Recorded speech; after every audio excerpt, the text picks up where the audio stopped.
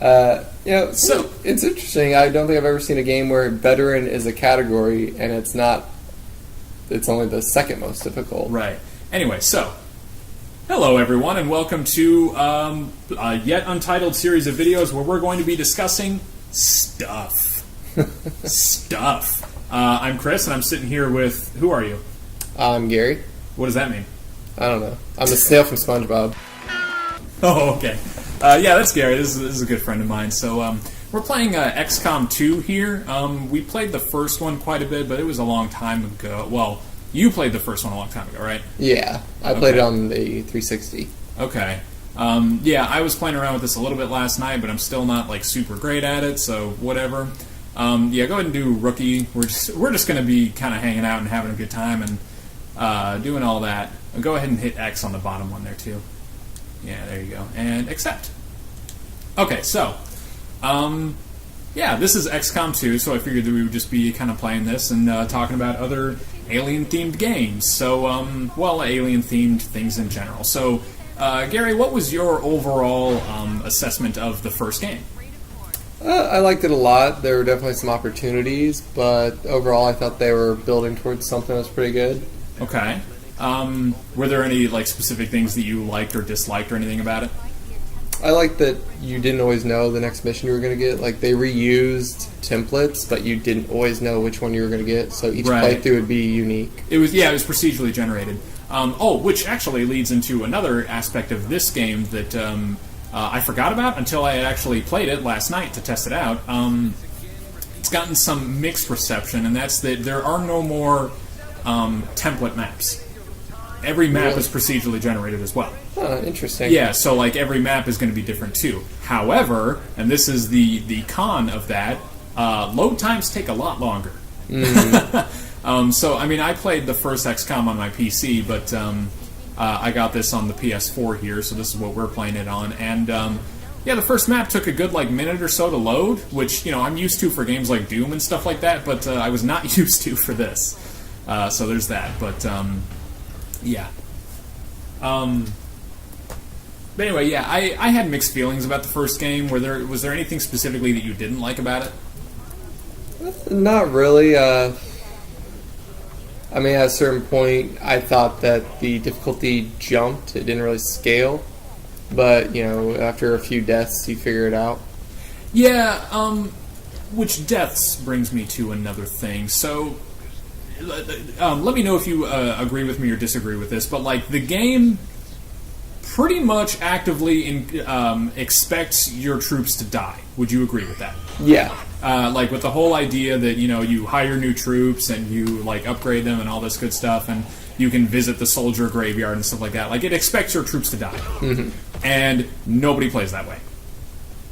Yeah, I don't know anybody who played that game. Yeah, it was basically, oh, he died, let me restart. Yeah, that was pretty much it. Like, it was basically you would save scum the whole thing until you would, like, play the level in a way that would be what you were looking for. Well, and I think one issue with that is because it became, like, it was difficult enough using the same 6-man squad, right, to rotate 2 or 3 more guys in and lose that experience. Yeah, the game would be that much more difficult. Yeah, that was the other thing. You didn't want your team to die because, like, if one of your guys died, well, then all of a sudden, like, one of your team members, is just going to be like a no-name dude now. Which, I mean, part of the whole thing was that you got, like, equipment and things like that to help, like, scale the level of your characters and stuff like that. But one thing that I did not like about the first game, pretty much at all, was the, like, base management aspect. Because, like, it just felt really tacked on. It didn't really feel very, like, complete or coherent. It was too simple. That. Yeah. Oh, you're playing now. Oh. I imagine the controls are probably the same as what you did on the 360. Does this all kind of feel very familiar? Yes. Yeah? Okay. Move in there. Okay. Right. Yeah, I remember. Like I said, I played through this thing last night, and it literally doesn't let you play it any other way except for every single direction it tells you to do, which is kind of annoying, but whatever. That's how the tutorial for the first one was also.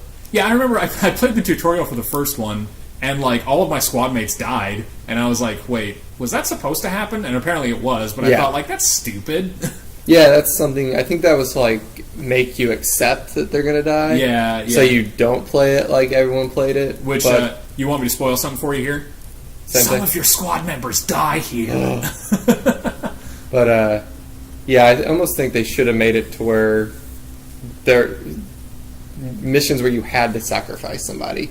Like, oh, someone's got to stay behind and guard this. And that way it would force you to accept people dying in your squad. Yeah, one of the things that I feel like the first game also tried to do but really didn't do very well at was the notion of, like, telling a story and like, having characters. Because your characters were... Oh, this is one thing that's different about the first game.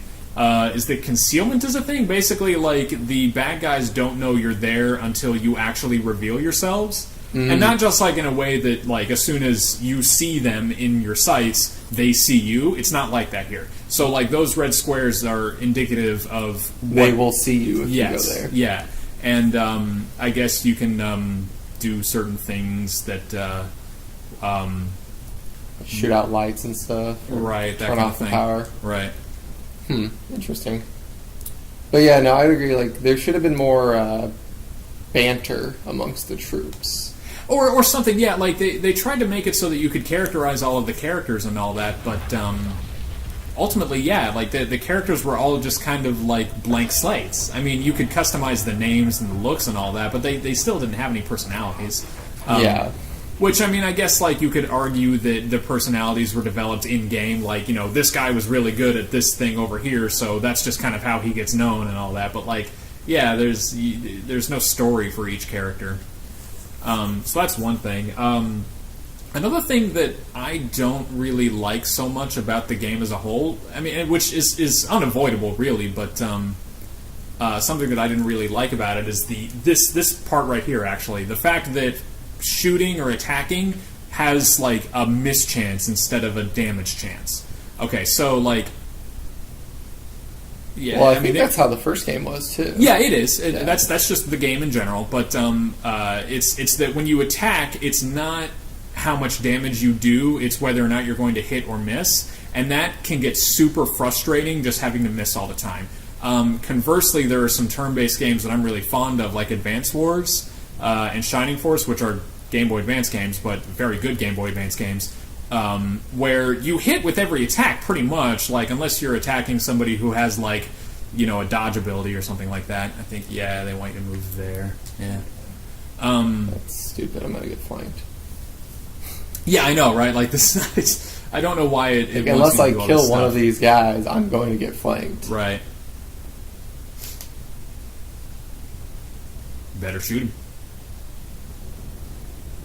Oh, you got killed, dog. So anyway, what was I saying? Yeah, it just it got really frustrating, and so I feel like a way to fix the whole, like, oh, you just miss half the time, is to just have, instead of hit chances or miss chances, you have, like, damage ranges. Which, again, is something that was in, like, Advance Wars, which is something that's in Shining Force, and I think that's something that would have made it a lot more satisfying. Yeah, I know, right? Like, I told you, game. Now it's 1 against 2. Unless you get reinforcements. But no, that was actually something really frustrating in the first game, is I'd be in, like, 95% chance of hitting, and I'd miss. And then the 3 guys would die because of that. Ooh, also another thing that just drove me bonkers was, I mean, like, turn-based video game players are going to be very familiar with this term, but RNG, the random number generator, sometimes I felt like it's really just... One thing that I really liked about Enemy Within, which was something that was available on... it was on Enemy Within, was the Save Scum feature, and that was that basically every time you reloaded, it reset the seed number, like the seed for the random number generator. So, like, your next attack, like, if your next basically the way that it works is that all of your attacks are already predetermined to be like this percentage, this percentage, this percentage, and this percentage, and if the attack that you take is less than that percentage or whatever, then, like, it was going to miss, whatever, right? So it didn't matter, though, like, what that next attack was. It didn't matter if it was going to be this guy from this location or this guy from that location. It was just that was the number. Yeah. So if you just happen to, like, one of your numbers, basically, and there's no way to, like, really tell, you just kind of have to know, but, like, if one of your numbers is going to be, you know, a 10% hit chance, the only way that you're going to hit is if you've got a 90%, you know, hit on there. Yeah. You know what I mean? Which means that, like, the next attack that you take, no matter who it is, like, if you can't get to, like, a good position or whatever like that, or it's early in the game and your soldiers aren't that accurate, you're just going to miss. Yeah. And that's something that drives me bonkers. I really don't like that at all. Yeah, no, I don't agree with that. But I don't think that's how the first XCOM was, because there would be times where I'd save scum and eventually get the hit. Well, and that's the thing, is that Within has that option. You can turn on save scum and it resets the number generator. Oh, But like the original Enemy Unknown, like before the expansion pack or whatever, it didn't have that. Oh, I got what you're saying, yeah. No, something kind of similar was in Alien Isolation. Yeah. They realized they couldn't save the location of the alien. Yeah. Because I guess in some of the early builds they did for it, they were just saving the location where the alien would be. Yeah. But then people would accidentally save with the alien right behind them and not know it. Yeah, that would suck. That would super suck. Speaking of Alien, did you happen to go see the new Alien movie? I did not, unfortunately. What was the last like Alien movie that you saw? I saw Prometheus. Did you see Prometheus? What did you think of it? It was okay, but there were definitely some plot holes that I didn't really understand. Like, they travel to this alien planet to find alien life, and then when they find it, they run away from it. Yeah, well, actually, this is a segue into a segment that I like to call Unpopular Opinions. Okay, so basically, I am of the unpopular opinion that Prometheus is not that bad of a movie. Oh, it's definitely not that bad. But Well, apparently Alien fans hate it. Like, they really, really, really vehemently just despise the movie. Or a lot of them. I mean, not everyone. Yeah. I don't want to speak for everyone. But apparently a lot of people really, really vehemently despise that movie. But I think that it's okay because even though the script is really lacking in, like, some, exposition bits, like, characters do dumb things for no good reason, yeah, okay, that's fair. That's understandable. Characterization was okay, even if it was lacking in a lot of places. But, like, ultimately, and this is where I think that the movie succeeds at, the pacing is very, very good. Like, one thing flows into the next, like, pretty well. It gets a little choppy near the end, but, like, everything works out pretty well. And it also just looks damn good. Like, the cinematography and the visual effects are very, very really good. good. Yeah, very good. And then there's some, like, scary bits that are very, very well done, like the whole alien abortion scene. Like, that was super well done, very well directed. I really liked it a lot. And the acting was really good. I mean, I think that it's fair to say that Michael Fassbender was pretty awesome, right? Mm-hmm. I like Noomi Rapace. It's a fair thing to say whenever he's in a movie. Yeah. Did you ever see Assassin's Creed, by the way? No. Yeah, I don't know anybody that did. So I have no idea if that's any good or not. But anyway, yeah, I don't think that Prometheus is that bad. With Alien Covenant, I guess the problem with that one, though, was that people were expecting, after Prometheus, basically another Prometheus movie, so then when they threw an alien into the bit, people all of a sudden got upset. And I think that was where I kind of, like, reached this point of view, and that's that there is no pleasing diehard Alien fans. There really is just not. They somehow want another Alien movie, but if it's like Alien, they'll get upset. It's the same thing over again. Right. Yeah. So it's just kind of they're just kind of a bunch of, like, elitist pricks, basically. Yeah. They basically just say, oh, we want. Well, okay. So, like, I was talking to a friend of mine who was comparing a bunch of aspects in Alien Covenant to Alien and Aliens. And I was like, well, yeah, I mean, obviously it's not as good as two timeless classics, like, duh, but, like, for everything else, like, the movie's fine. And he basically just said, nah, it didn't do anything for me. And I'm like, well, dude, if you're just going to compare a bunch of movies to, like, these classic films from the 70s and 80s, then of course you're going to be disappointed by everything all the time. Like, why are you even seeing movies if that's the case? And I basically told him, hey, if you're going to just watch movies like that by just holding them to this, like, impossibly high standard for everything, then of course you're going to be disappointed all the time, and you're not going to be as happy with movies overall. And I was like, if that's how you just want to live, then okay, but I don't really want to live that way. I think it's kind of negative and not actually constructive. And he never responded.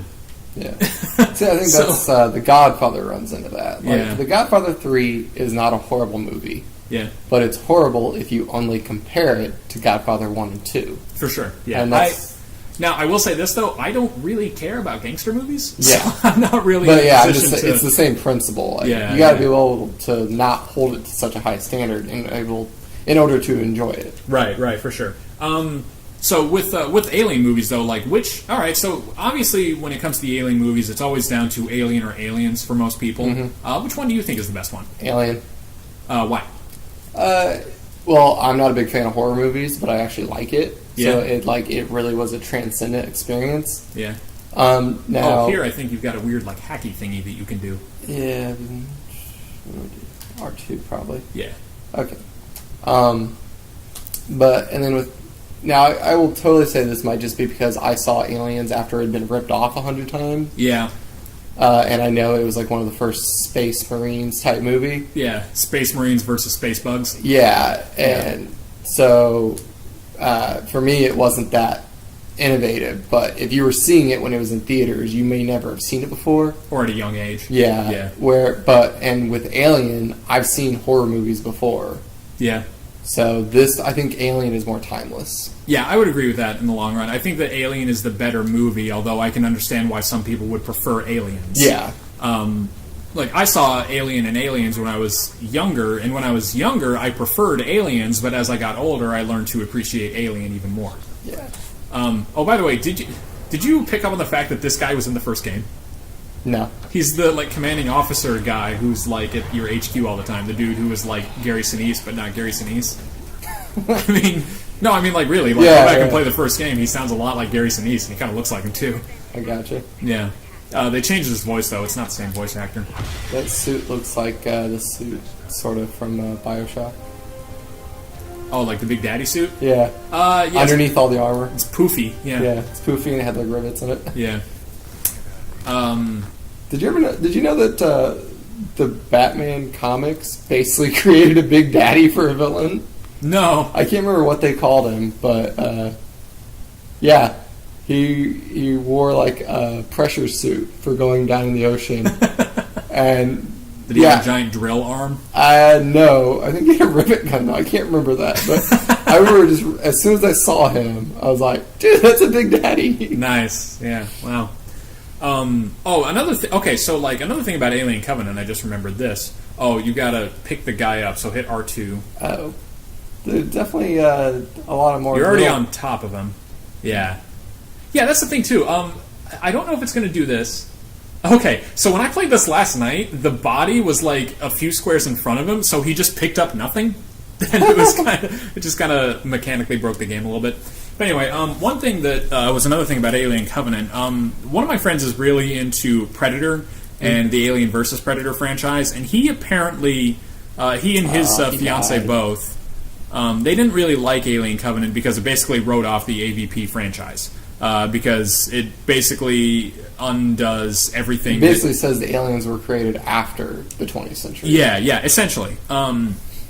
And they didn't really like that. And I think that's fair. You know, if you're really into a particular franchise or something like that, and when you see a film, just kind of like immediately, throw that away. Like, okay, that makes sense to be, a little upset about. But like, I didn't really mind it so much. But yeah, they didn't really like Alien Covenant because of the AVP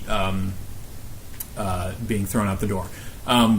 You've seen at least the first Alien vs. Predator, right? Do you remember it very well? A little bit. I mean, I didn't like it, but I thought there was something there.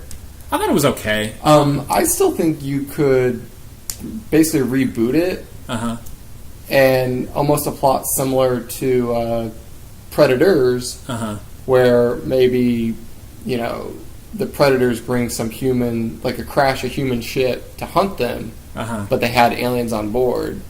And so at first the Predators are hunting the humans, but then the aliens are hunting the Predators. Yeah. Apparently, I never read the AVP comics, which is what like the Alien vs. Predator franchise is based on. To your left there. Okay. Yeah, you see that little spot right there? Yeah. And apparently it had to do with like everybody going to a planet where predators are, and I honestly I don't even know, but apparently it's like its own mythology. And apparently the movie kind of disregarded that as well. But you've seen the Predator movies, yeah? Yeah. Okay. Which one is the best one? Predator. I would mostly agree. I think that there were some aspects of... Wow, how badly do those guys suck? Oh, he hit you. That took off like... Oh, they're almost all your shooting health. at him. I thought they were shooting at the girl 3 feet from them. No. Okay. I know, right? Okay, back to you. Oh, and this is what I was talking about earlier. So you've got this, like, extraction thing here? Yeah.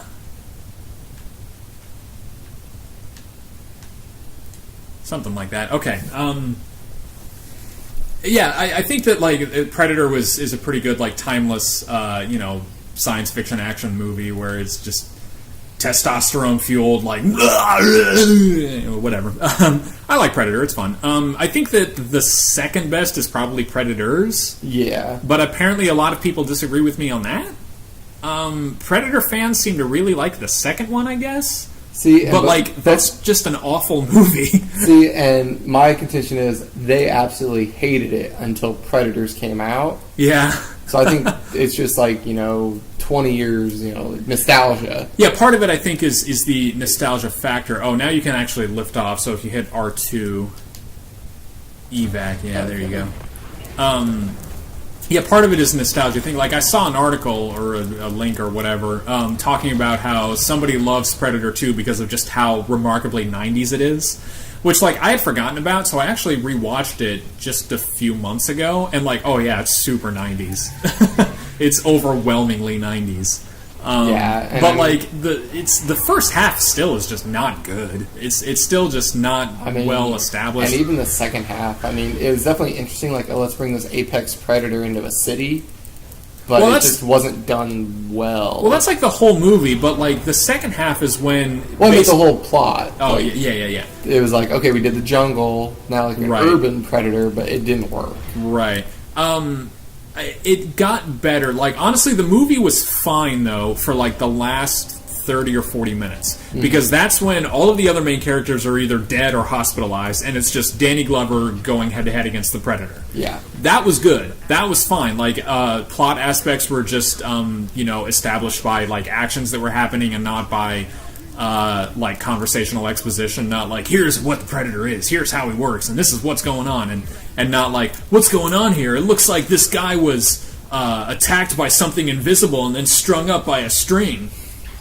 Like, come on. You know what I mean? That was basically the first half, but then as soon as like Danny Glover actually goes head-to-head with him, and they're like crashing through apartments and stuff like that, and he cut off like his arm and all that, and the Predator's doing like his own first aid stuff and all that. Like, that's all really good and really engaging, actually. Mm-hmm.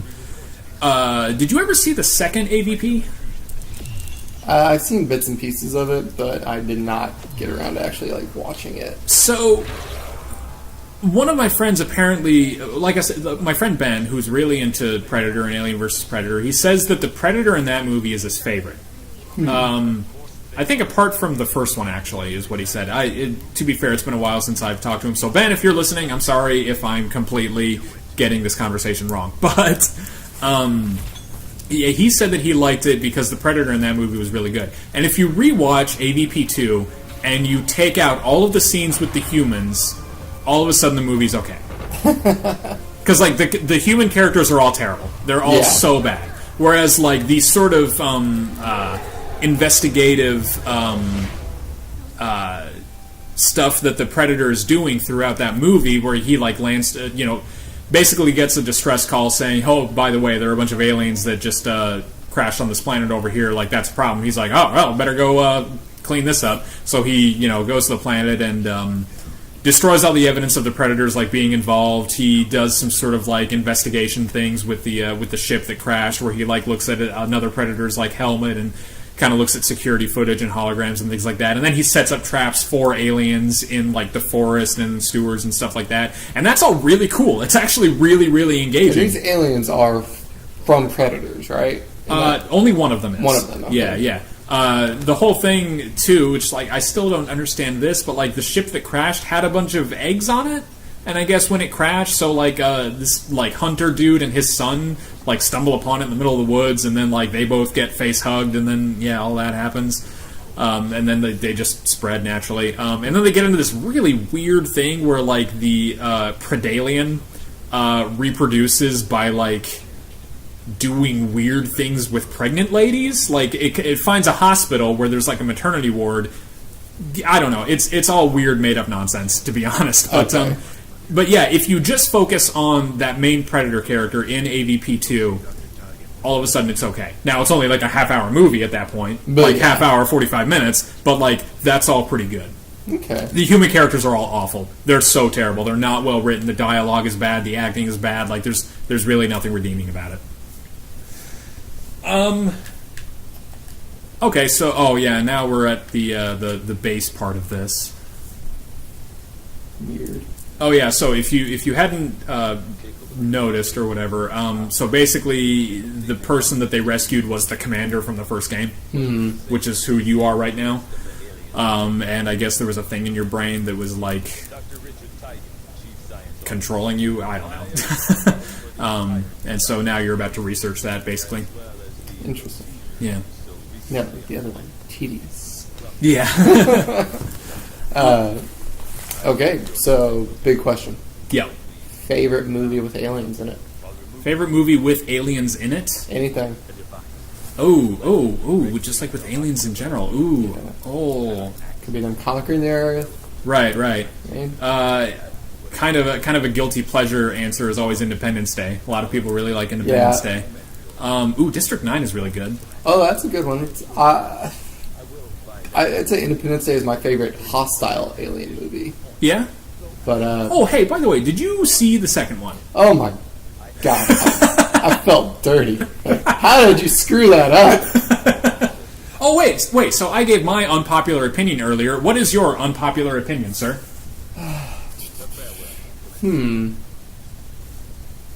Could be about anything. Just give me an unpopular opinion.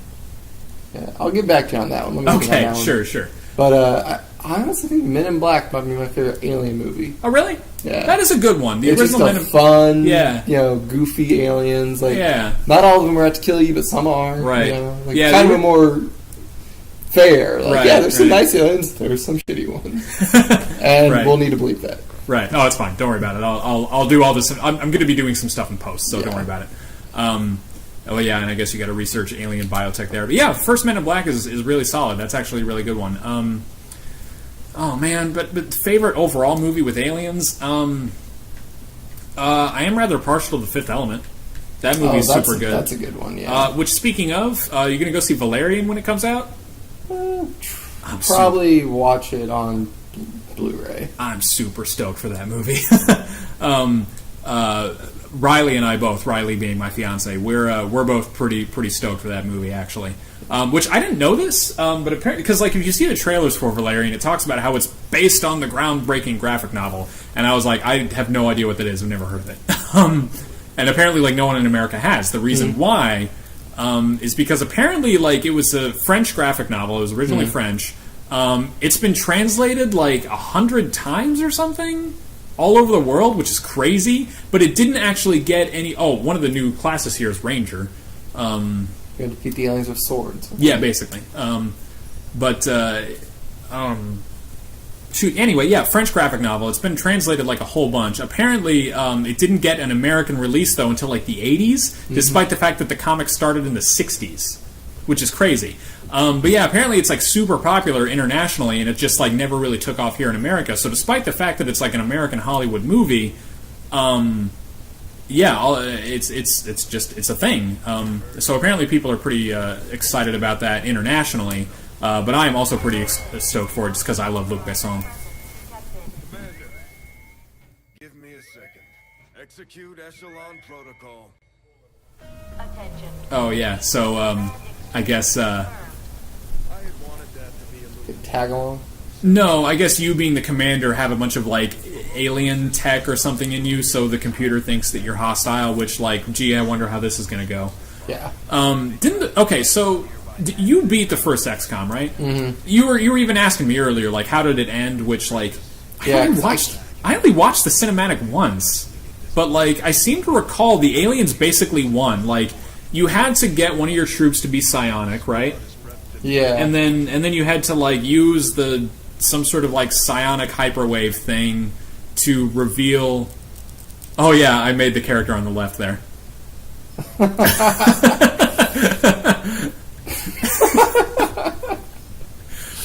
His name is Hans Bratwurst Gruber.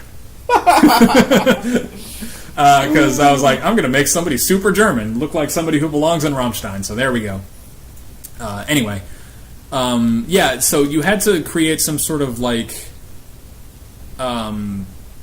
psionic thing, and then when you revealed like this super alien ship thing that like shows up over the Pacific Ocean, you need to like infiltrate it. And I guess when you do that, you end up like... honestly, I don't know. I wonder if they just like didn't really write the ending and they just kind of made it something. I don't even remember. I watched it once. I watched the cinematic one time. I just remember like explosions going off all over the world and like the aliens basically winning overall, despite the fact that your one psionic trooper like stayed behind and sacrificed himself to like not blow up the entire world. The ending made no sense. I was like, do you understand story structure, writers? Like, do you really? Oh, so this is what I'm talking about. So I did not expect it to take this long to load. This is loading. Yeah, it's loading right now. All right. I think it'll bring up a little X button whenever it's ready. But yeah, that's the other thing, is that procedurally generating all of the maps also means that everything takes longer to load because of that, which makes sense. Going back to Predator, what about the new Predator movie that's coming out next year? I thought that got canceled. No, they're still doing it. They're still pretty stoked about it. And actually, the reason why a lot of Predator fans are stoked about it, myself included, is because the writer-director of it is Shane Black. Oh, okay. Yeah, the guy who made Kiss Kiss Bang Bang and The Nice Guys and Men in Black 3, Iron Man 3. Yeah, that guy. I would say Men in Black 3 is nothing to brag about. No. But apparently, what was I going to say? Something about Shane... Oh, did you know that Shane Black was in the original Predator? No. Yeah, he's like... Do you remember the gawky, like, skinny soldier who kept trying to make jokes and, like, none of them were landing? Vaguely? That's Shane Black. Wow. Yeah, so he, like, started off doing a little bit of acting before he actually went into writing and producing. Yeah, at this point, you've got free range, so pretty much do whatever. Yeah, definitely. Oh, yeah, the other thing, too, is that apparently another criticism for this game is that there are more matches that are time-based. So, like, you need to reach that converter thing over there before 8 turns. Otherwise, it detonates and everybody dies. So, yeah. On one hand, I admire the fact that they needed to mix up the gameplay. Because, like, the gameplay in the first game was just show up, kill everyone there, move on. Like, every mission was the same. There wasn't enough depth in the core gameplay to, like, to really, differentiate it. Okay, and at this point I would like to move on to my segment that I would like to call one-word breakdowns.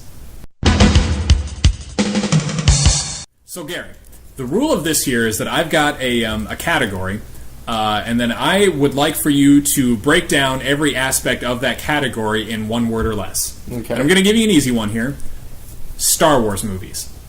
Okay. So you got to give me a breakdown of each Star Wars movie, but it can only be in 1 word or less. And the fun part is you cannot elaborate on any of it.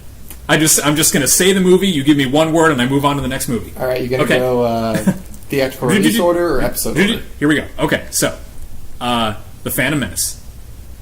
Ugh. Is that your word? Yeah. Okay. I don't know how to spell it, but. All right. Okay. So we've got for Phantom Menace, Attack of the Clones. Padme. Okay. Revenge of the Sith.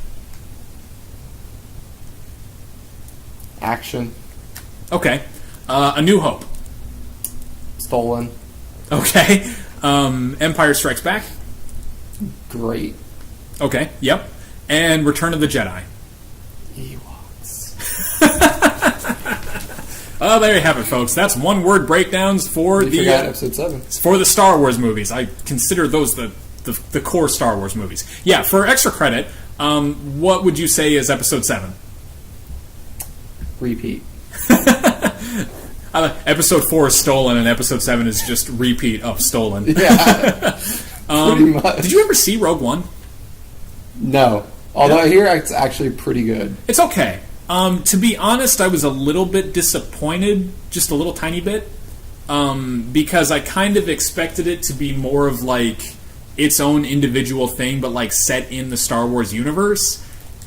And it kind of started off that way, except Then they just used it to explain stuff from A New Hope. Basically. Yeah, basically. It was the first half was all just dialogue-driven exposition that was just like really boring and not very engaging. Like, it started off okay. The very first scene is like when you are meeting Jen Erso's father, and you've got like the whole backstory from him about why he's constructing the super weapon known as the Death Star and all that. Yeah. And that was fine, but like as soon as she grows up and it like flashes forward, it basically just gets into, we're all at war, and there's inner strife within the rebellion, and things aren't going right, and blah blah blah blah blah. And it doesn't really, it's not very exciting, and it doesn't really get good until the main hook happens, and that's that. Okay, we need to steal the plans to the Death Star, and then at that point, it basically becomes if Star Wars became a heist movie. It's like the second half and on.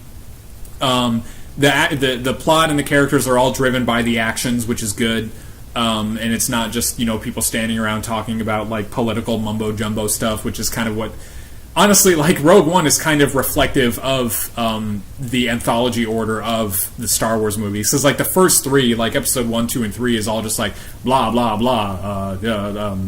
Trade Federation, blah blah blah, stuff like that. And then with the fourth one, it's just like let's just be an adventure movie in space, and that's kind of what Rogue One was. The first half is not particularly engaging, even though there are some positive qualities about it. And the second one is pretty awesome, although I would also maybe criticize it a little bit by saying that it doesn't really do a whole lot that's actually new. Yeah. But that's it. Otherwise, yeah, it was a solid movie. So do you have a one-word breakdown category for me? Well, we've already touched on them a little bit, but I was thinking Will Smith alien movies. Will Smith alien movies? I know there's Independence Day and the Men in Black. Okay, I'm not sure if I'm forgetting one or not. No. Okay, so hit me with them one by one, and I'll do my best. All right, Men in Black 1. Entertaining. Okay. Men in Black 2. Silly. Men in Black 3. Okay. All right, and Independence Day. I don't know if that counts as one word or not, but that's one of the. Yeah, I got it. No, my one word for Men in Black 3, by the way, would have been why. Yeah, I was a little late to the party. Well, so they just I don't know, the time travel aspect just. There was a lot that could have been done. So, like, something... I remember when the third one was coming out, something somebody was suggesting was they were expecting the end of the movie to be, instead of Jay's father dying, Jay died. And I think that would have been a really, really, really interesting kind of dynamic. Because, one, it would have made, like, the whole franchise come full circle, right?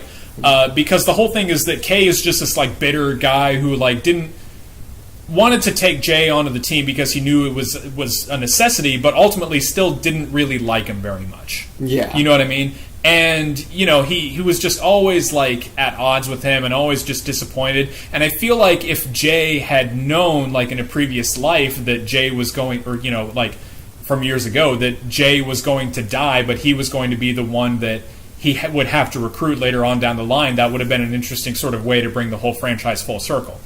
And changing it to Jay's father was okay. By the way, I totally didn't say this, but we're totally spoiling the end of Men in Black 3 here. That's okay. I'll put up a little disclaimer before we start talking about this. Yeah, it was still okay, but it just wasn't. It wasn't the same. It wasn't quite as great.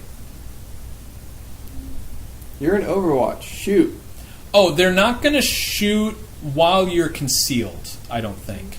Well, because he didn't shoot, this guy's about to get shot. That's a broken mechanic. I'm sorry. Yeah, like I said, I only played this once, so I wasn't like super. Okay, there's one. Yeah, but hey, nice. But yeah, if he hadn't missed, I'd be really annoyed right now. Right. Because I set that up assuming that as soon as we're detected, like I in Overwatch would shoot. Oh, I like the updated sectoid look. Yeah. They look a lot more menacing. Bratwurst. I'm gonna just... I mean, like, you got a pretty good beat on him. Yeah, I'm just gonna walk right up to him and shoot him in the face.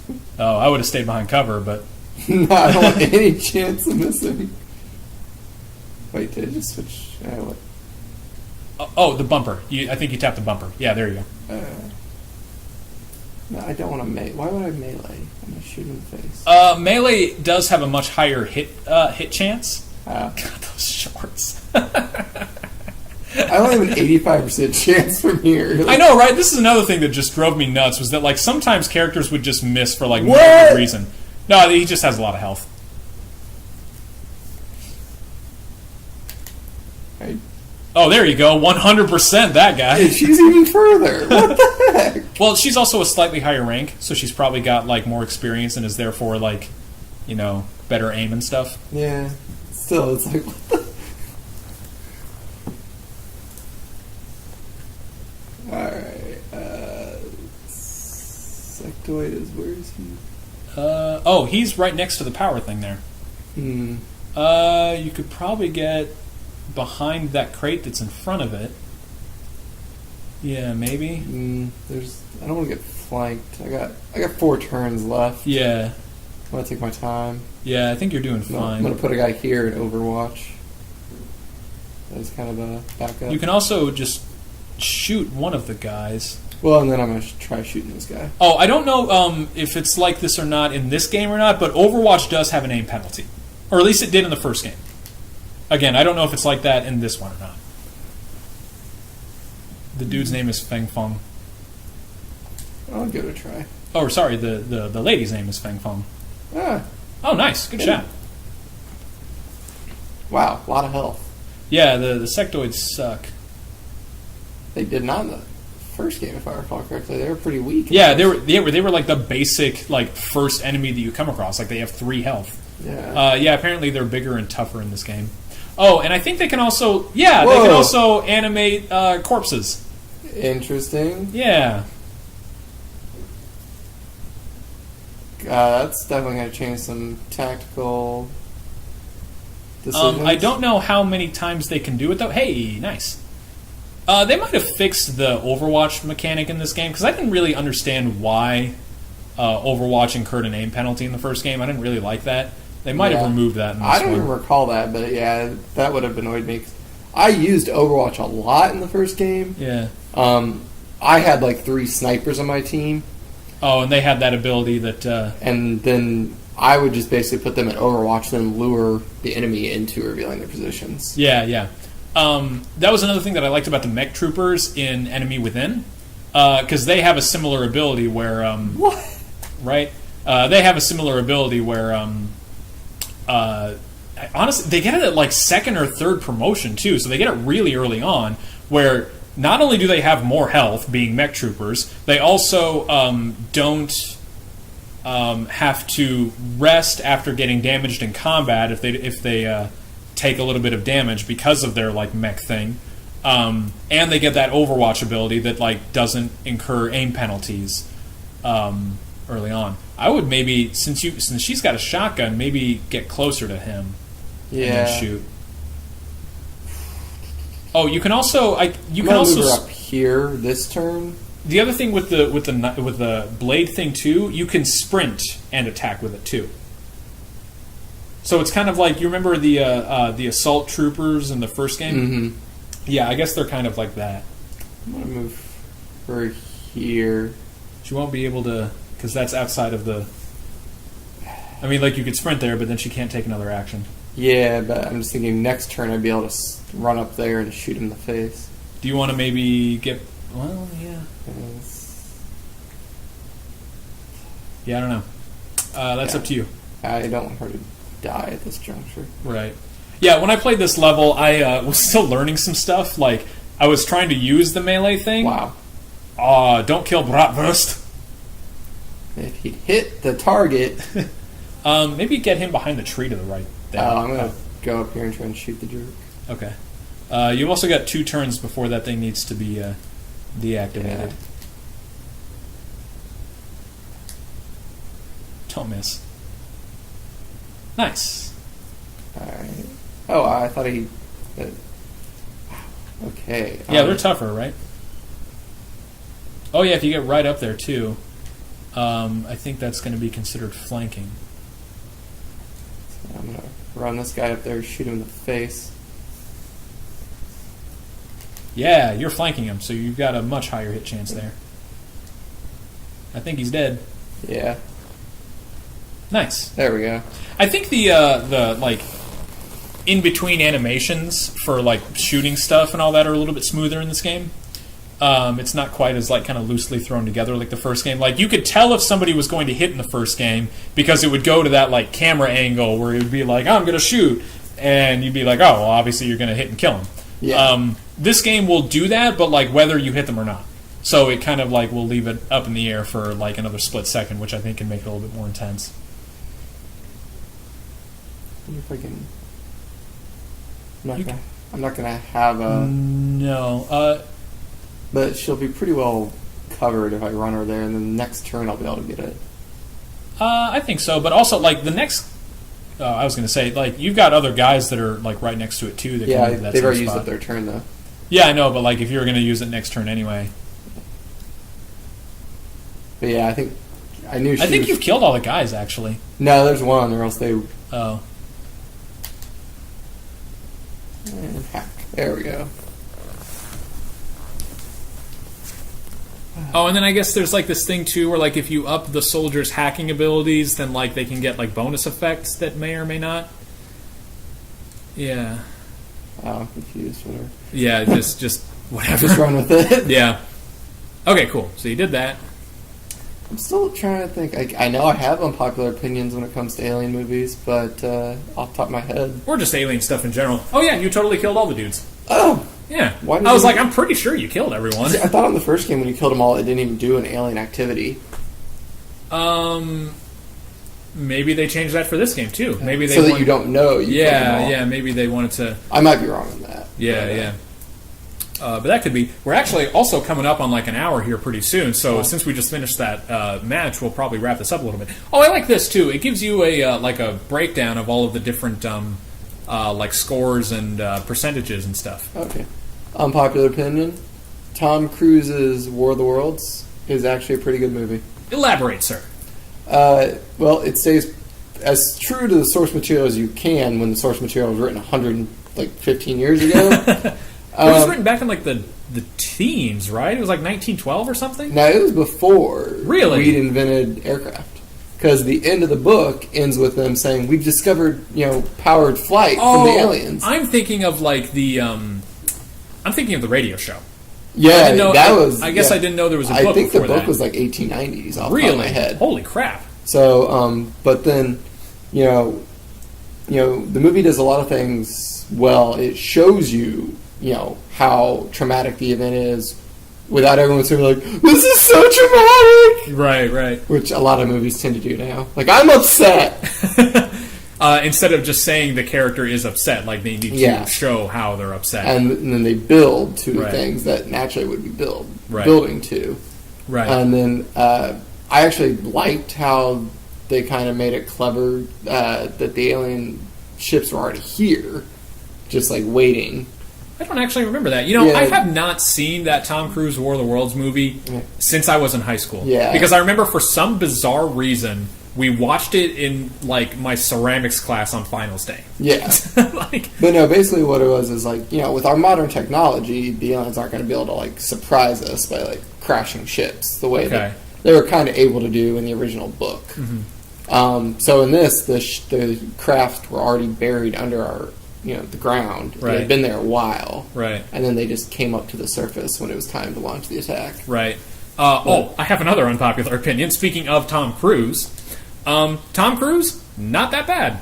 No. Like as a guy who makes movies, I think he's pretty good at making movies. I think that he might be a bad person, but he might I be can't crazy. speak to that. Yeah, he might be crazy, but Gruber's gravely wounded. dude, he took like 3 damage. How is that gravely wounded? What the? Do you know Hans Gruber? Have you met Hans Gruber? Well, in all fairness, that is not Hans Gruber. That's true. he's able to kneel. How is that gravely wounded? Oh, I think he's like collapsing from exhaustion. I think that's what this like whole thing here is supposed to be. Maybe you could have put some pants on him. Maybe it's his legs that are crazy. But yeah, no, Tom Cruise, he does like fun movies, which I think a lot of actors forget to do. Yeah, he's good at making the Mission Impossible movies, especially like he's Edge of Tomorrow was really good. Yeah, it really is. I think that movie was very underrated in the theaters. I think it was appropriately rated. I think that they just. I don't know if it was a marketing thing or what, but the movie didn't succeed very well. They kept changing the title. Like, the movie... Oh, yeah, there was the that. official title isn't even Edge of Tomorrow. It's like... Live, Die, Repeat. Yeah. Or something like that. What the heck is that? I don't know. Yeah, that was Edge of Tomorrow was perfect because it also harkened back to Star Trek, and whenever you can reference Star Trek in a sci-fi title, that's a good move. I didn't know this, but apparently that was based on a book that was not a Star Trek script. Oh. It was some sort of Japanese anime, apparently. Or like a Japanese comic or something like that. Oh, but was the comic called Edge of Tomorrow? No, it was called something completely different. Yeah, but I mean the title, Edge of Tomorrow, is a Star Trek title. Yeah, and it's about like a city that's repeating the same day. Yeah, the city on the edge of tomorrow. But, right. Yeah, and then Oblivion wasn't that bad. It wasn't like great or anything, but it was fun. Yeah, I didn't love Oblivion, but I didn't have anything like directly to object to. Yeah, but anyway, the problem with Edge of Tomorrow, I don't know. Like, nobody disliked it. Like, nobody saw it and was like, that was a bad movie. Everyone, it's just that nobody saw it. Wanted to see it again. Like, yeah. I own the Blu-ray. I've watched it several times. I've seen it It's great a to couple pop times. in and do something else. Right. My one knock on it is I think they could have built the whole, like... a big important scene in it is when he reveals he knows all the squad mates. Right. But they never show him, for even a second, getting to know them. Yeah, that's true. I think that it's supposed to be implied that by that point he's already done it so many times. But I mean, even like one 5-second snippet where they're playing poker in one of the or another like smash up collage of like 1 second bits of. So where'd you grow up? And tell me about this. And hey, how something about... to show that he eventually tried to get to know them. Right. They're supposed to be making a sequel to that. Supposedly, yeah. And I imagine it's going to be very Cold War kind of centric, like where the Russians and Chinese got hold of the time travel technology, and then they have to. Oh, really? That's what I'm guessing. Oh, because this was based off of kind of referencing World War II. Yeah, I imagine this will be like Cold War. I never answered your question earlier. Favorite overall alien movie? Like movie with aliens. Oh yeah, dude. I don't know, man. That's hard. Because I really do like I have to think of like just science fiction movies in general that I like. Like The Matrix is still one of my favorite movies, but there are no aliens in it. It's all just like robots and AI. Titan A. Titan A is pretty good, but it's not like one of my favorite movies. I mean, I do like that movie, but dude, frickety frack. I mean, I don't just want to give a cop-out answer like Alien. I mean, I love Alien. I've seen it so many times, but like... But even like one of the, do you want to just say like Star Trek, like The Next Generation, like one of those movies, and kind of use it as a blanket? Like I like the Enterprise. I mean, I like Star Trek. I do love Star Trek, and I like all of the Star Trek movies. But I don't know if any of them are like my favorite movies. You know? Standing. Yeah. Oh, and he's also a tech guy, I guess. Yeah, tech is one of the new classes here as well. Anyway, I don't know. I'm just gonna name like my favorite Alien movies. Okay, that's and fine. let's just say Alien. Men in Black is pretty good. I don't know if it's up there that highly, but I really gotta think.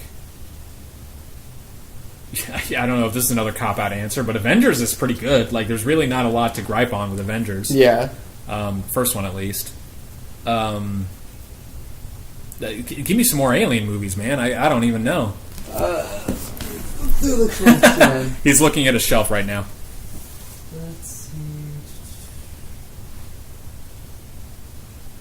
Maybe there aren't as many as I thought. Do you have your shelf categorized by, like, aliens? Mm-hmm. Oh. Probably should do that the next time we have this. We got...